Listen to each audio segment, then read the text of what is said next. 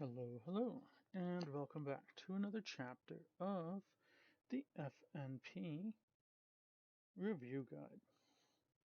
Today, we'll be talking about Chapter 26, the Ethical Guidelines and Advanced Practice Law. So, some ethical concepts. Beneficence, the obligation to help the patient, to remove harm, prevent harm, and promote good, do no harm. Acting in the patient's best interest. Compassionate patient care, the core principle in patient advocacy.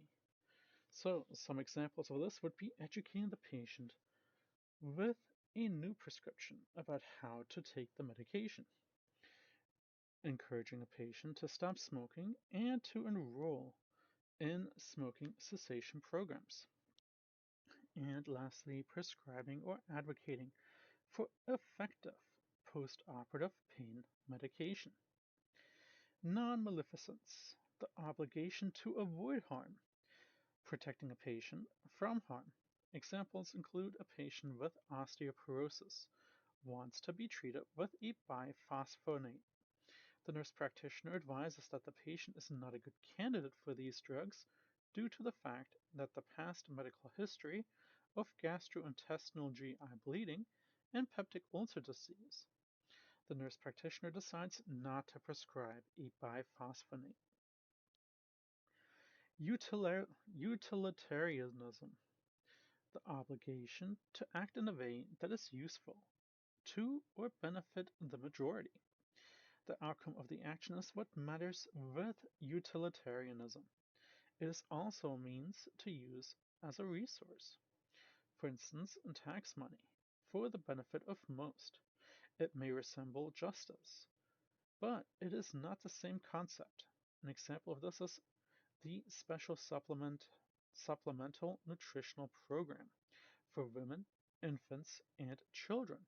The WIC program is for only pregnant women and children, not other adults and elderly men. The reason may be that it would cost society more if women and their fetuses, infants, and children are harmed by inadequate food intake. Affects the brain growth, for instance. Justice, the quality of being fair and acting with a lack of bias. The fair and equitable distribution of societal resources. An example of this is a man with alcoholism who is homeless and has no health insurance that presents to the emergency department with abdominal pain. The patient is triaged and treated in the same manner as other patients who have health insurance. Dignity, the quality or state of being worthy of ethical and respectful treatment. Respect for human dignity is an important aspect of medical ethics. A personal, religious, personal, and cultural belief that can influence greatly what a person is considered dignified treatment. Examples of these include hospital gowns should be secured correctly so that when the patient gets up to walk, their backside is not visible. Fully catheter urine bags should not be visible to visitors so that patients are not embarrassed. Nurse practitioners should move urine bags to the opposite bed rail so that they are not visible to outsiders. Fidelity, the obligation to maintain trust in relationships. Dedication and loyalty to one's patients, keeping one's promise. Example, the relationship between a patient and their healthcare team is important. The primary care nurse practitioner should try their best to develop a trusting relationship with a patient. Confidentiality, the obligation to protect the patient's identity, personal information, test results, medical records, conversations, and other health information. This right is also protected by the Health Insurance Portability and Accountability Act, or HIPAA, which restricts the release of patient information. Psychiatric and mental health medical records are protected information and require separate consent. Examples of this is the HIPAA privacy rule protects most individual identifiable health information in any format, whether oral, paper, or electronic. It is known as Protected Health Information, or PHI. The PHI includes demographic information, name, address, date of birth, social security number, as well as the individual's past, present, or future physical and mental health, and provisions of care. Autonomy. The obligation to ensure that mentally competent adult patients have the right to make their own health decisions and express treatment preferences. If the patient is mentally incapacitated, such as dementia or coma, the designated surrogate's choice are respected. See later discussion on advanced healthcare directives. A mentally competent patient can decline or refuse treatment, even if their adult children disagree. Examples of this would be an alert older woman who has breast cancer that decides to have a lumpectomy after discussing the treatment options with her oncologist. The woman's adult daughter tells the nurse practitioner that she does not want her mother to have the surgery because she thinks her mother is too old. The nurse practitioner has a duty to respect the patient's decision. This case is also a good example of the nurse practitioner acting as a patient advocate. Accountability. Healthcare providers are responsible for their own choices and actions and do not blame others for their mistakes.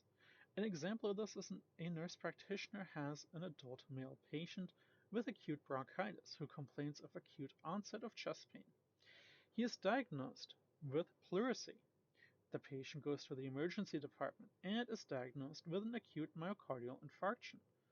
The nurse practitioner has made an error in diagnosis and is therefore held accountable for the decision and actions in a court of law. Note: paternalism, which describes the situation in which one person interferes with or overrules the autonomy of another. In healthcare, it occurs when a provider or family member makes a decision for an elderly patient because they believe that it is in the patient's best interest. The opinion or desire of the patient is minimized or ignored. The patient is considered then powerless. Veracity. The obligation to present information honestly and truthfully. In order for patients to make an informed and rational decision about their healthcare, pertinent information, including bad news, should not be withheld or omitted. Examples of this: a mammogram result of a 64-year-old female patient is highly indicative of breast cancer. The patient's adult son does not want his mother to know about the result. The nurse practitioner has a duty to discuss the mammogram result with the patient and to refer her to a breast surgeon. Some exam tips. Become familiar with some of the ethical concepts, such as beneficence, veracity, non-maleficence, and justice, and how they are applied. See examples provided throughout the chapter. The American Nurses Association Code of Ethics for Nurses. The American Nurses Association, or ANA, Code of Ethics for Nurses with interpretive statements. The 2015 contains the ethical standard for the profession and provides a guide for nurses to use in ethical analysis and decision making. According to the ANA, the code is non-negotiable standard. Each nurse has an obligation to uphold and adhere to the code of ethics. An example under the provision 4.4, nurses may not delegate responsibilities such as an assessment or evaluation. They may, however, delegate selected interventions according to state nurse practice acts. Some legal terms. Ombudsman, a person who acts as an intermediary or a liaison between the patient and an organization, whether it is a long-term care facility or nursing home, hospital, governmental agencies, or courts. An ombudsman investigates and mediates the complaint from both sides and attempts to reach a fair conclusion. Guardian ad litem, an individual who is assigned by a court and has the legal authority to act in the best interest of the ward. The ward is usually a person who is a child or someone who is frail or vulnerable. Adults who are incompetent may be assigned a guardian ad litem by the court. Advanced healthcare directives, such as a living will, a document that contains the patient's instructions and preferences regarding healthcare if the patient becomes seriously ill or is dying.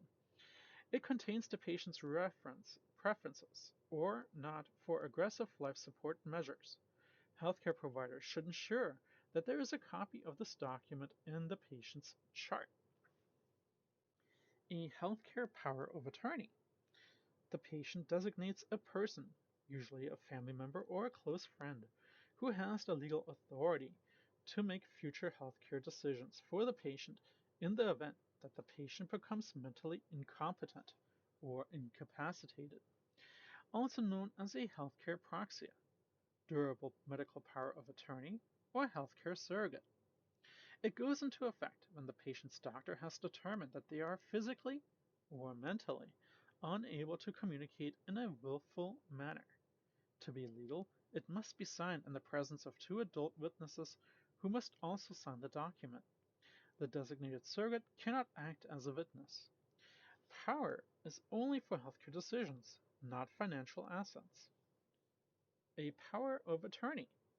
A document whereby the patient designates a person, usually the agent, who has the legal authority to make all decisions for the incapacitated patient. The document should be signed and notarized, also known as a durable power of attorney. This rule is broader and encompasses not only healthcare decisions, but also other areas of the patient's life, such as those relating to financial affairs. Health Insurance Portability and Accountability Act. This is also known as the HIPAA Privacy Rule, or public law. The law was passed by the U.S. Congress and enacted in August of 1996. The law provides protection for the use and disclosure of individuals' health information, called protected health information, by organizations subject to the privacy rule, which are called covered entities. So, what is a covered entity? All healthcare providers, health insurance companies, healthcare plans, laboratories, hospitals, skilled nursing facilities, and third-party administrators who electronically transmit health information must follow the HIPAA regulation. What is a third-party administrator then? A third-party administrator, or TPA, is the organization that does the processing of claims and the administrative work for another company. So, health insurer, health plan, or retirement plan. So, tips for exams.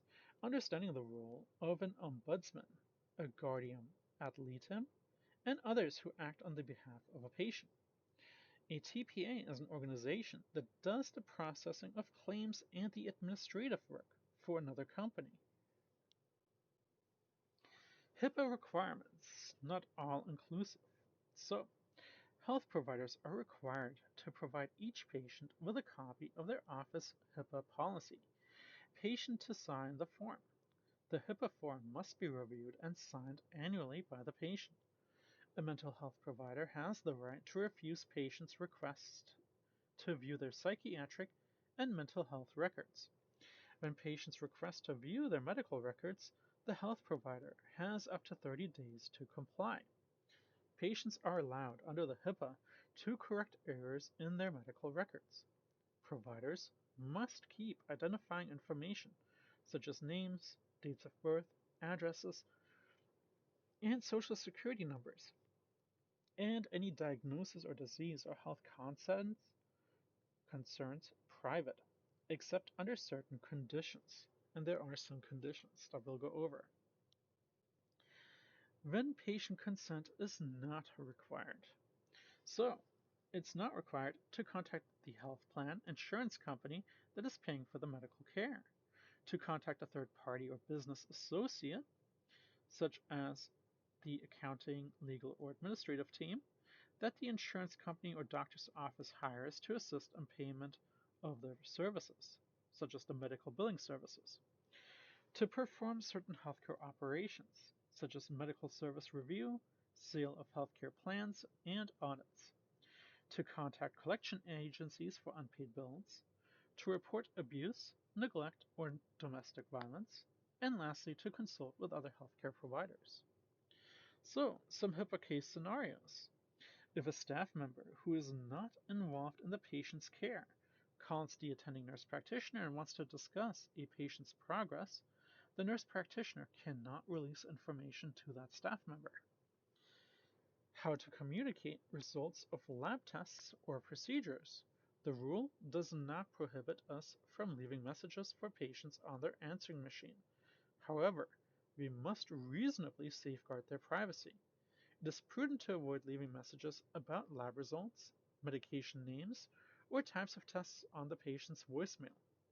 Leave the clinic name, the exception does exist, your name, and phone number for the patient to contact you back.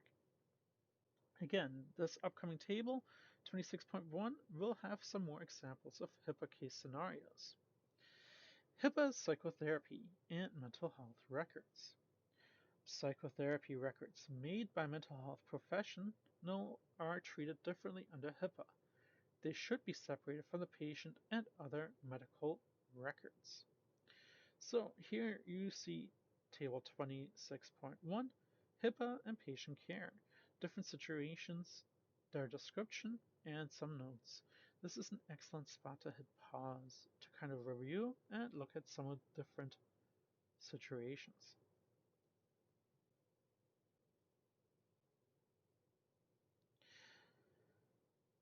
A separate consent form is needed to release psychotherapy records. The exceptions are mandatory reporting of abuse and a duty to warn when the patient threatens serious and/or imminent harm to others. In situations where the patient is given an opportunity and does not object, HIPAA allows the provider to share or discuss the patient's mental health information with their family members and other persons involved in the patient's care or payment for care. So, again, some exam tips. Become familiar with how HIPAA works and how it is applied in real life. Study the HIPAA case scenarios in the table 26.1. Again, if I'm ever going too quickly, please hit pause. It is a HIPAA violation to leave any lab result on a patient's voicemail. So how does this work when dealing with a minor? Minors. The healthcare records of minor, by law, an individual younger than 18 years, can be released to parents or legal guardians without the minor's consent. If authorization is needed to release a minor's medical record, the parent or legal guardian must sign for it, except for emancipated minors. Emancipated minors can sign their own legal documents. Health insurance. 2010's Affordable Care Act.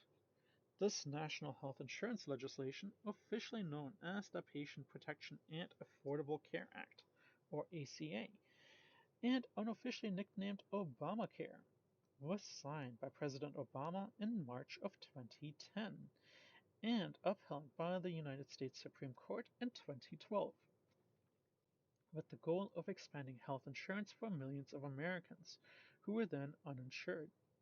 It expanded health coverage through various provisions, allowing adult children younger than the age of 26 to be insured under their parents' health insurance. This comprehensive reform of U.S. health insurance law prohibits an insurance company from rejecting people with pre-existing health conditions. Although increased number of Americans gained insurance as a result of the law's passage, many millions more still lack coverage. Consolidated Omnibus Budget Reconciliation Act of 1985. This is also known as COBRA coverage. Provides for the continuation of coverage of pre-existing group health insurance from the employer for workers and their families who lose their coverage when in between jobs, have quit a job, or were fired for a fixed period of time. COBRA coverage is generally offered for up to 18 months and sometimes up to 36 months in certain cases. So, again, some exam tips. COBRA is a law that allows a person to continue group health insurance coverage from a job even if they've quit. The individual has to then, however, pay the insurance premiums. No separate consent is required for entities that pay or process the patient's health bills, such as health insurance companies, health maintenance organizations or HMOs, medical billers or collection agencies, or third-party contractors hired by the company to pay or to process a claim. Managed care. Both HMOs are preferred provider organizations, PPOs, are classified as managed healthcare plans. Health maintenance organizations, or HMOs. Patients are assigned a primary care provider who is the gatekeeper. The patient has a set copay per visit, and this participating physician, health provider, is paid a set fee per patient monthly. The physician receives a monthly check from the HMO. Specialist consultants. The PCP must first approve the referral. The patient is limited to seeing the physician or specialist who they are enrolled in their HMO network. Out-of-network physicians, or not referred by the PCP, the visit may not be covered or it will be reimbursed at a lower rate. A preferred provider organization. These are the PPOs. The patient can visit any provider in the network without a referral. Not assigned a PCP, as in HMOs, the patient can choose their own PCP. No referral is needed to see a specialist who is part of the PPO panel. PPOs are usually more expensive than an HMO. Case management. Healthcare case managers are usually experienced as nurses who act as coordinators for the outpatient management of patients with certain diagnoses, usually chronic. Resource-intensive diseases such as children's asthma, COPD, chronic heart failure, and diabetes. The process is called case management, and case management is mainly done via telephone. Patient-centered medical home. Patient-centered medical home, or PCMH, is a healthcare delivery model that is also known as a primary care medical home. It is another way to deliver patient-centered primary care. In PCMH, the patient and family are considered important members of the healthcare team. Most of the patient healthcare needs are taken care of in the home setting. Other team members may include physicians, APRNs, physician's assistants, nurses, pharmacists, nutritionists, social workers, educators, and care coordinators. Delivery of healthcare is coordinated to ensure smooth transition between home and hospital. Home health agency and community services. The patient and/or family has a 24/7 access to members of the team by phone, video chat, or email. Quality improvement programs. Quality improvement involves monitoring, identifying problems, measuring outcomes, and establishing new parameters for improved performance. The goal of these programs is to improve the quality of care, decrease complications, decrease hospitalizations, lower patient mortality, decrease system errors, and increase patient satisfaction. Patient outcomes are important indicators of the healthcare system. An example of this is a problem is identified, such as a diabetic complication, such as the peripheral neuropathy and retinopathy. Then outcome measures are identified, such as a hemoglobin of A1C that we want less than 6.5%. Be familiar with what a good outcome is for a disease. Again, for diabetes, a good outcome is an A1C less than 6.5%. And a poor outcome would be an A1C that is greater than 8. Risk management. In healthcare, risk management is an important aspect of quality improvement, quality assurance programs in the healthcare setting. It is the systematic organizational process used to identify risky practices to minimize adverse patient outcomes and corporate liability. For example, high-risk areas that are usually checked by risk managers are medication errors, hospital-acquired infections, patient identification problems, and falls. Risk management promotes safe and effective patient care practices. So, some exam tips. The medical home is a method of primary healthcare delivery. Healthcare providers and therapists, physical, occupational, and speech therapists, deliver care in a patient's home with the family. These patients have chronic long-term illnesses. To communicate, technology is used, such as phone, video chat, or email. Use common sense in answering questions on quality improvement and risk management. Keep in mind the goals of these processes to improve the quality of care, decrease complications, decrease hospitalizations, lower patient mortality, decrease system errors, and increase the overall patient satisfaction. Look for these answers that fit the goal. Accreditation. Accreditation is a voluntary process through which a non-governmental association evaluates and certifies that an organization such as a hospital, clinic, or nursing program has met the requirements and excels in its class. For example, the American Nurses Credentialing Center and the National League for Nursing Accrediting Commission are accreditation organizations. However, a very common one is the Joint Commission. The Joint Commission is an independent, not-for-profit organization that accredits healthcare organizations, hospitals, nursing homes, home care, labs, via the inspection and evaluation of their facilities. They are charged a fee. Achieving the Joint Commission certification means that the facility has met or surpassed the organization's strict requirements. The purpose of accreditation process is to enhance the quality of care and the overall patient safety. Sentinel event reporting. A sentinel event is a patient safety event, not primarily related to the natural course of the patient's illness or condition, that ends up resulting in any of the following: death, permanent harm, and or severe temporary harm with intervention required to sustain life.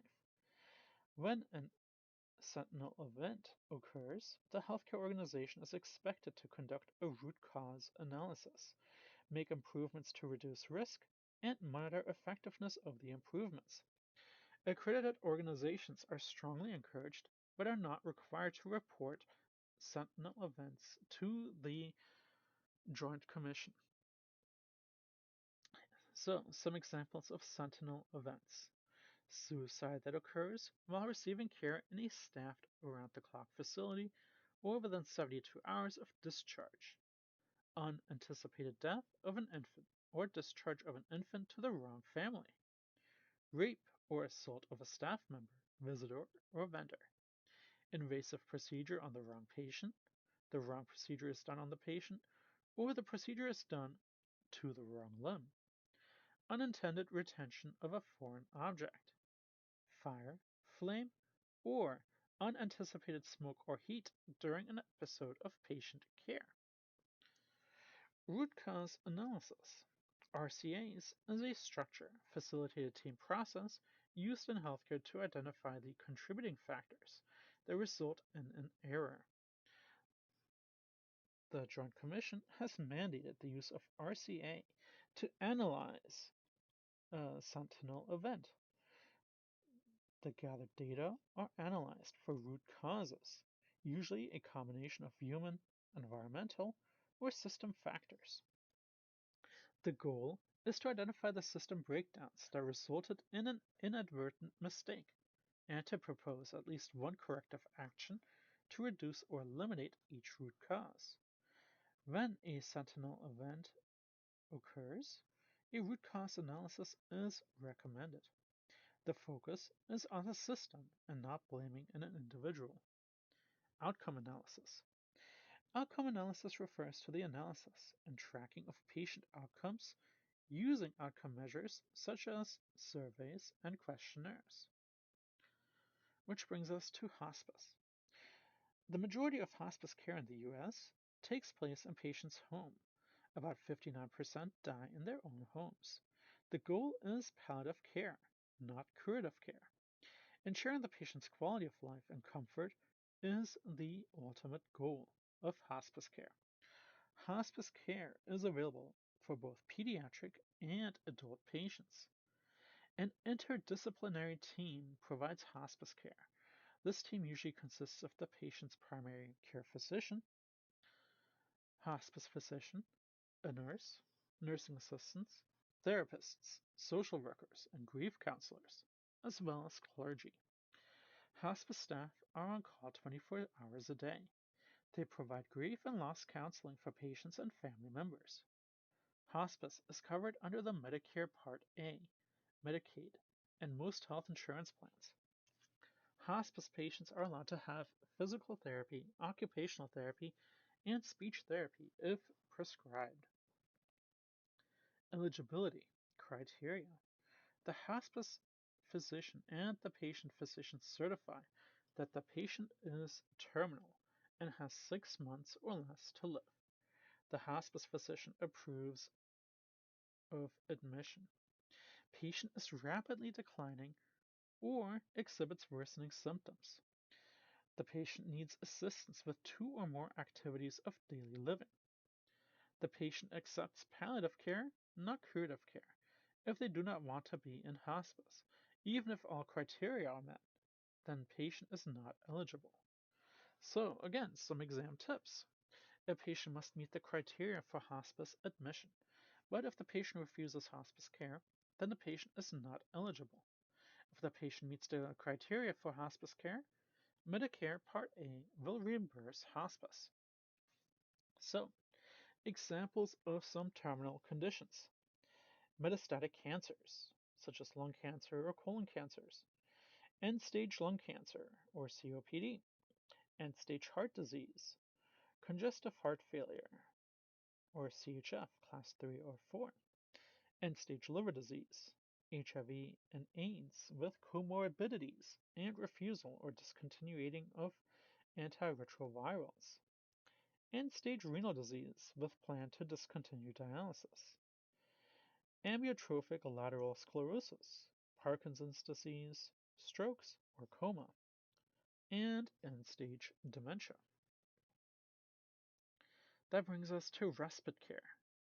Respite care is the short-term respite care for the primary caregiver that is reimbursed by Medicare. This gives the primary care a break, even if it's only a few hours. For example, respite care gives the care provider a chance to go see a movie and to relax and rest. That concludes our chapter here today. So that brings us now to our knowledge check. We'll go through all the questions, and I suggest that you try and either write down the answers that you're going to pick, and then we'll go through the answers. Which of the following is an example of how the utilitarian principle is applied? A. Helping a patient decide among the various types of treatment that are available for their condition. B. Using limited financial resources for programs that help the most people and have the lowest possible negative outcome. C. Minimizing the possible poor outcomes when offering treatment choices to a patient. And D. Being more careful when using healthcare financial resources for any purpose. Question 2. The oncology nurse practitioner sees a newly patient who is 85 years old. The patient is recently diagnosed with stage 4 metastatic cancer and speaks only Farsi. The nurse practitioner calls for a certified medical Farsi interpreter to interpret during the office visit. The patient's adult child states that the interpreter is not needed and that they are capable of interpreting correctly for their parent. The nurse practitioner's commitment to using a certified medical translator is most closely related to which ethical concept? A. Veracity. B. Non-maleficence. C. Beneficence. Or D. Justice. Question 3. An 83-year-old patient is newly diagnosed with atrial fibrillation with a CHA2DS2-VAS score of 2. The patient has a history of multiple gastrointestinal bleeds requiring transfusions, falls with injury, and reports of 6+ alcoholic drinks per day. The nurse practitioner will have a discussion with the patient about reducing their high bleeding risk before considering starting an anticoagulation for stroke prevention. The nurse practitioner is demonstrating which ethical concept: justice, non-maleficence, utilitarianism, or confidentiality. Question 4. What legal authority does a healthcare provider what legal authority does a healthcare power of attorney allow the adult child of a patient? The adult child may refuse a surgery that a competent patient has consented to. The adult child can access the patient's bank account to pay the patient's bills if they become incapacitated. The adult child can make healthcare decisions on behalf of the patient only if they are incapacitated. And having a healthcare power of attorney always allows the adult child to change the patient's living will. Question 5. A colleague of a nurse practitioner recommends that the colleague's adult family member establish care with the nurse practitioner as their primary care provider. After the first visit between the nurse practitioner and the patient, the colleague asks the nurse practitioner how the visit went with the family member. Under the Health Insurance Portability and Accountability Act, or HIPAA, the nurse practitioner is legally allowed to disclose what information with their colleague. The visit went great. We discussed how to lose weight in a healthy manner. I will need your family member's permission to say how the visit went. I cannot disclose specifics, but the diet has to change. You are welcome to look at their chart. Question 6. What is a required provision of the Health Insurance Portability and Accountability, or HIPAA, signed into law in the U.S. in 1996? A. Patients are not allowed to request corrections to their medical records. B. Healthcare providers have up to 60 days to provide a patient with a copy of their medical records if requested. C. Mental health providers can refuse to provide patients with a copy of their medical records. Or D. Patient consent is not required for a new outside medical office to request medical records. So, lock in your answers and let's take a look.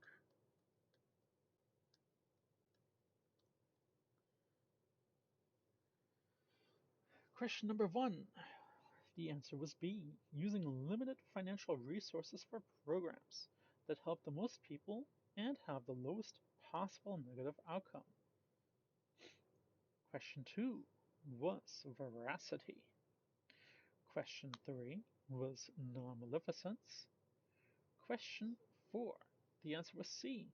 The adult child can make healthcare decisions on the behalf of the patient, but only if they are incapacitated. Question 5 was the answer B. I will need your family member's permission to say how the visit went. And lastly, question 6. Mental health providers can refuse to provide patients with a copy of their medical records. Last 4 questions. Question number 7. A new patient requests that the nurse practitioner leave the result of their STI, or sexually transmitted infection, testing on their voicemail because they typically miss phone calls. The best reply by the nurse practitioner is, yes, I'll leave a voicemail with a result and any potential treatment too. B. Let's set up your patient portal where I can send encrypted messages with your lab results instead. C. I can leave your results on the voicemail as long as your outgoing message confirms your identity. Or D. Can a family member stop by the office and pick up your results? Question 8. Which of the following statements is true regarding the Joint Commission? All healthcare and nursing home facilities are required to be certified by the Joint Commission. B. The purpose of the Joint Commission is to enhance patient safety. C. The Joint Commission is a division of the Department of Health and Human Services. And D. The Joint Commission primary mission is to investigate sentinel events at hospitals. Question 9. An surgical nurse practitioner was involved in the care of a patient who was found to have retained surgical sponge after surgery. The sponge was removed during a second procedure, and the patient was safely discharged home without further complication.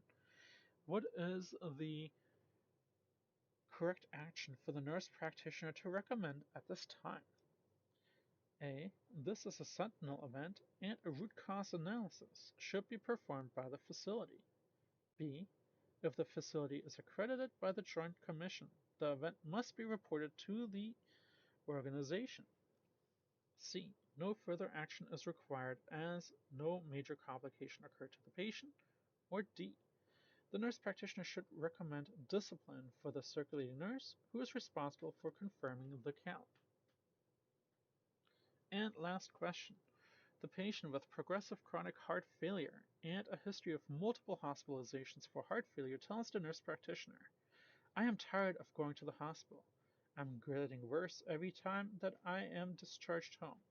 Which of the following would be the most appropriate statement by the nurse practitioner regarding hospice care?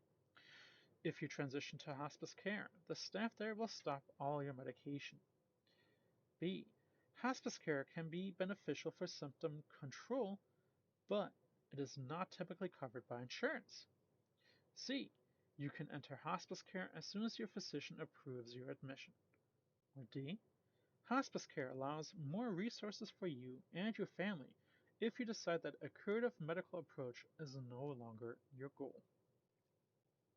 So I hope you locked in your answers. Let's take a look. 7. B. Let's set up your patient portal where it can send encrypted messages with lab results instead. 8. The purpose of the TJC, or the Joint Commission, is to enhance patient safety. 9. This is a sentinel event, and a root cause analysis should be performed by the facility. And 10. D. Hospice care allows more resources for you and your family if you decide that a curative medical approach is no longer your goal. And that completes our chapter for today. I thank you as always for listening, and I'll see you at the next chapter. Till then, take care and goodbye.